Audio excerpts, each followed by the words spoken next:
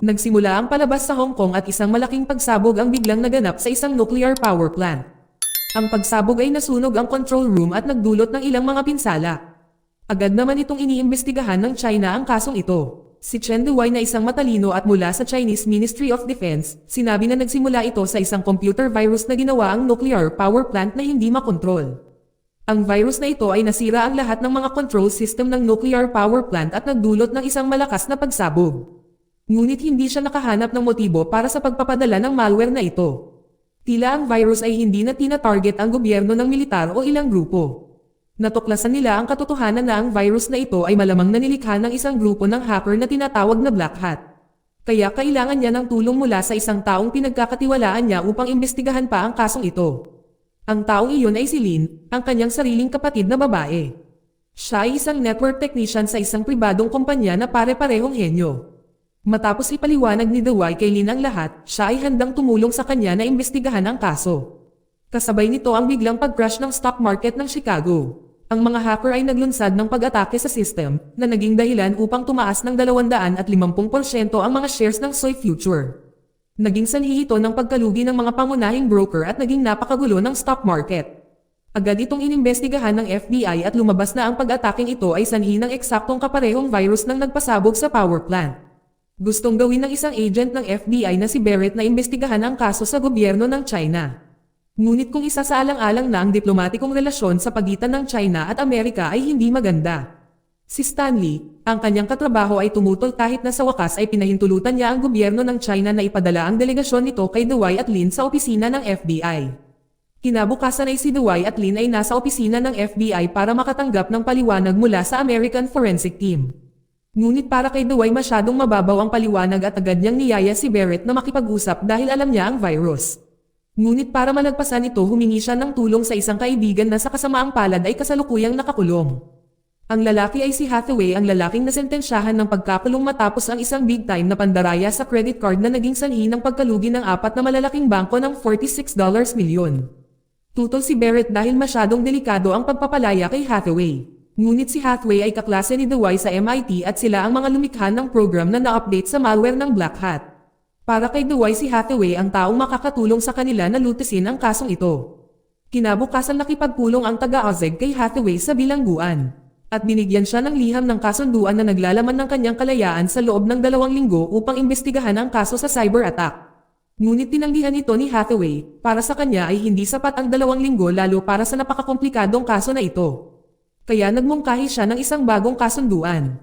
Kung nagtagumpay siya sa paghuli sa mastermind sa likod ng panghaak, gusto niyang maging malaya. Ngunit kung mabigo siya ay babalik muli siya sa bilangguan. Sa huli ay pumayag ang taga-Ozeg na sa wakas ay pinalaya si Hathaway. Bagaman sa ilalim ng sobrang mahigpit na pangangasiwa ay hindi siya pinahintulutang mag-access ng computer ng malaya. Nang walang pahintulot mula kay Barrett, at kailangan niyang magsuot ng ankle monitor na naging impossibly para sa kanya na makatakas. Pagkatapos ay sinimulan na nila ang investigation, pumunta sila sa data center para matrace ang source ng hacker attack. Meron lang isang computer doon na dapat lang ma-access ng boss. Pero nalaman nila na ibang tao ang gumamit nito maliban sa boss. Minapulan ng taong ito ang computer security system para madali niya itong ma-access. Ang pangalan ng taong iyon ay Lozano, isang empleyado sa lugar na iyon na kaka-resign 2 weeks ago lang. Dahil namatay ang nanay niya kahit nagtatrabaho pa lang siya sa loob ng 1 buwan. Nakipag-ugnayan si Barrett kay Stanley para tuklasin kung sino si Lozano. Dahil sigurado siyang peke ang pagkakakilanlan ni Lozano. Totoo pala ang kutob niya, dahil si Lozano Reyes na inmate sa Los Angeles na nakulong dahil sa kasong credit card fraud. Si Barrett ay hinati ang kanyang team sa 2. Si Hathaway at Lin ay hahanapin si Alonzo, habang si Barrett at Duwei ay iimbestigahan ang SOI Future shares. Si Hathaway at Lin ay agad na pumunta sa apartment ni Alonzo. Nakita nila na si Alonzo ay namatay na. Agad silang tumawag sa 911. At habang naghihintay nila tinignan ang computer ni Alonzo at nalaman na may balak makipagkita kay Alonzo sa isang restaurant sa Koreatown. Kaya matapos ang negosyo sa apartment ni Alonzo, si Hathaway at Lin ay nagtungo sa restaurant. Ngunit ilang sandali lang ay walang dumating, kahit na halos sarado na ang restaurant at muntik na silang palayasin ng may-ari. Iyon ay nang matagpuan ni Hathaway ang isang silid na naglalaman ng computer na may CCTV. Sinusubaybayan ni Hathaway ang buong restaurant at sinubukan niyang subaybayan ang nag-install nito sa pamamagitan ng pagbabante sa tao. Hindi nagtagal ay dumating ang isang grupo ng mga tao at agad na binugbog si Hathaway. Sa ibang lugar sina Dewey at Barrett ay nagawang malaman ang daloy ng Soy Future Stock Funds na kinasasangkutan ng 3 sospek na nagdala sa kanila sa isang lokal na bangko sa Hong Kong na nagkakahalaga ng 74 na milyon. Kaya agad silang lumipad patungong Hong Kong para magsagawa ng karagdagang investigasyon. Ang una nilang destinasyon ay ang nuclear power plant sa nakasalukuyang iniimbestigahan. Sinabi ng crew kay Dewey na ang pinagmulan ng pagsabog ay nagmula sa automatic pump sa control room. Ang pump ay kontrolado ng isang programa na nahack ng ilang hacker doon. Sa kasamaang palad ay hindi pa kumpleto ang impormasyong ito upang matukoy ang susunod na bakas at kailangan nilang makuha ang memory ng programa na matatagpuan sa control room. Ngunit ang silid ay masyadong mainit upang makapasok sa sandaling iyon kaya kinailangan nilang maghintay. Nang si Dewey at ang koponan ay bumalik sa pagsubaybay sa daloy ng mga pondo sa pamamagitan ng pagtugon sa isang inspector na nagngangalang Trang. Mula siya sa pulisya ng Hong Kong na tumunten sa mga may hawak ng account na nagmula sa iba't ibang lokasyon. Nalaman ni Hathaway na ang mga taong ito ay nagtipon sa isang point sa Hong Kong. Sinabi ni Hathaway na malamang kinokontrol din sila ng ibang tao na isang miyembro ng Black Hat. Si Hathaway pagkatapos ay inimbitahan ang kanyang team na makipagkita kay Major Yuan, na kanyang kasamahan na nagmonitor sa lokasyon. Pinaghihinalaan ng team ang isang lalaki mula sa Lebanon na biglang pumasok sa lugar ng operasyon. Sa pamamagitan ng surveillance sa CCTV si Elias ay hindi nakitang nakikipagkita sa sinuman. Si Dewey at ang kanyang team ay nais na arestuhin si Elias at pati na rin ang mga account holders na maaring mga alipin ni Elias. Tila nawala nang walang trace si Hathaway sa kahiniram ang cellphone ni Inspector Trang at ginamit ito para makahanap ng communication device na nagpapadala ng Bluetooth. Sinuri niya ang device at naghinala na ang device na ito ay ginamit para sa komunikasyon ni Elias at ng kanyang tao. Ito ang dahilan kung bakit hindi masubaybayan ang kanilang mga galaw. Kinaumagahan ang 3 sa account ng mga miyembro ng Black Hat ay nawala. Nang sinubaybayan nila ang pera ay nalipat na pala sa isang kasino sa Macau. Nang malaman ito si Dewey ay agad nagutos sa kanyang team na arestuhin si Elias. Nakipag-ugnayan siya kay Major Yuan para i-monitor ang mga galaw ni Elias.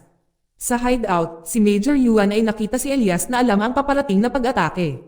Hiniling niya sa lahat ng kanyang mga tauhan na kumuha ng mga armas at ang isang labanan ay hindi maiwasan. Sinubukan ng mga pulis na palibutan si Elias at ang kanyang mga tauhan. Ngunit si Elias ay nagtanim ng isang bomba at pinasabog ang lagusan.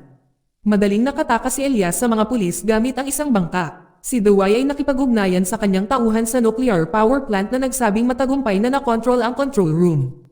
Kaya noong gabing iyon ay pinayagan si Dewey at si Hathaway na mag-inspection sa lugar para maghanap ng mga clues.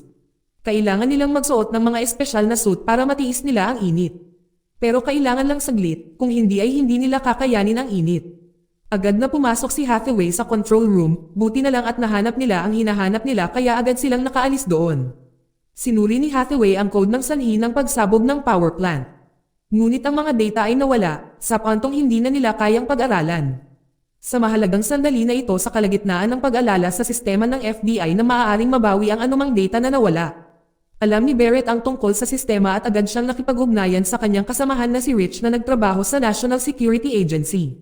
Sa kasamaang palad na si Rich ay ayaw tumulong kay Barrett dahil nakikipagtulungan si Barrett sa China. Ayaw ng NSA na malaman ng China ang mga sikreto ng Amerika. Dahil maaaring makagambala iyon sa katatagan ng politika sa parehong bansa. Subalit ayaw sumuko ni Hathaway, humingi siya ng pahintulot kay Barrett na puwersahang buksan ang sistema ng Black Widow. Sa pamamagitan ng account ng kanyang amo, ginawa niya ang lahat ng ito para makakuha sila ng karagdagang clues tungkol sa investigasyon.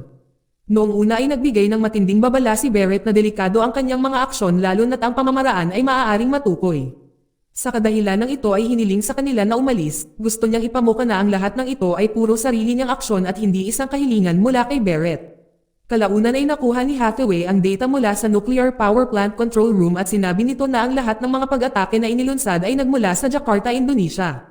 Samantala sa parehong oras ay sinusubaybayan ni Lin ang daloy ng pera sa account ng Black Hat na humantong sa isang site na tinatawag na satellite shot. At isang imahe ng isang lokasyon sa Perak, Malaysia. Si Dewey pagkatapos ay humingi ng permiso sa kanyang amo na paliparin ang kanyang buong team sa Indonesia para malutas niya agad ang kasong ito at maaresto ang lahat ng mga salarin. Sa kasamaang palad ay tinanggihan ang kahilingang ito dahil alam na nila na katatapos lang ni Hathaway na hack ang Black Widow. Dahil kung alam ng gobyerno ng Amerika na lumipad sila sa kalagitnaan ng Jakarta. Nag-aalala sila na magpapalala ito ng relasyon sa pagitan ng China at Amerika. Ang kaso nila ay hindi katumbas ng halaga na isakripisyo ang kooperasyon sa pagitan ng dalawang bansa. Sa wakas ay gumawa si Dawai ng mahalagang desisyon dahil may natuklasan si Hathaway. Si Dawai ay humiling kay Lin na kunin si Hathaway ng patago. Tama ang kanyang desisyon dahil si Barrett ay tinawagan ni Stanley na humiling sa kanya na agad na arestuhin si Hathaway. Si Barrett ay tumanggi sa desisyong ito dahil siya ay nag-aalala na kung ang kasong ito ay hindi nalutas. Ang Black Hat ay target at susunod na biktima. Gayunpaman dahil ito ay isang utos mula sa kanyang superior, wala siyang ibang choice kundi sumunod ito. Buti na lang tumakas si Hathaway at agad siyang hinanap ni Barrett at natunton ang kanyang kinaroroonan mula sa ankle monitor. Sa ibang lugar si Lin at si Hathaway ay may lihim na pag-uusap. Si Dawai ay nagpaplanong pumunta sa Jakarta kasama si Hathaway at nalungkot si Lin dahil gusto niyang sumama dahil bahagi din siya ng mga ito.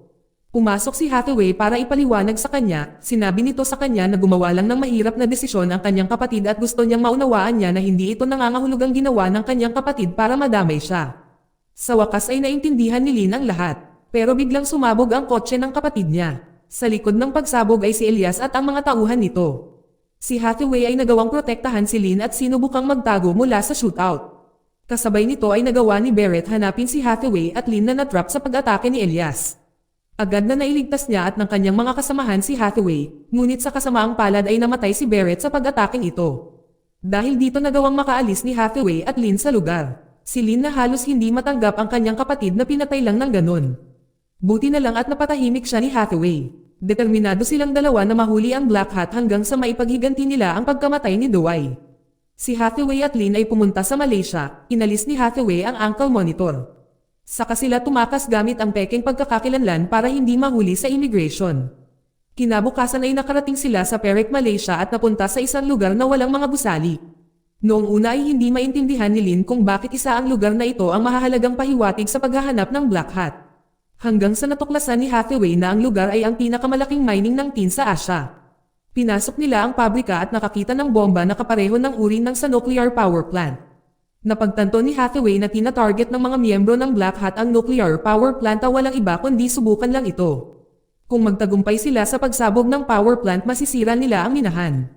At kung masira ang minahan ay automatikong titigil ang produksyon ng tin at magiging limitado na nagiging sanhi ng pagtaas ng presyo. At ang Black Beam Hat ay maaaring tamasahin ang mga kita mula sa tumataas na mataas na presyo ng share. Nang hindi nag-aksaya ng mas maraming oras, si Hathaway at Lin ay agad na tumungo sa Indonesia. Pagdating nila sa Jakarta ay agad silang naghanda para sa pag-atake. Habang si Hathaway ay naghanda ng ilang mga sandata, si Lin na sinuri ang daloy ng account ng Black Hat na kung saan isa na ngayong lokal na bangko. Nagpasya silang kunin ang pera sa account upang pukawin ang kilusan ng Black Hat. Kinabukasan pumunta si Lin sa bangko at nagkunwaring gustong makipagkita sa pinuno ng bangko doon. Ngunit bago iyon humingi siya ng tulong sa kanya upang muling i-print ang kanyang proposal dahil natapunan ito ng kape. Nang na-install sa computer ang USB na dala niya ay nakakonect agad ang bank system kay Hathaway. Si Hathaway ay agad kinuha ni Hathaway ang lahat ng pera sa account ni Black Hat.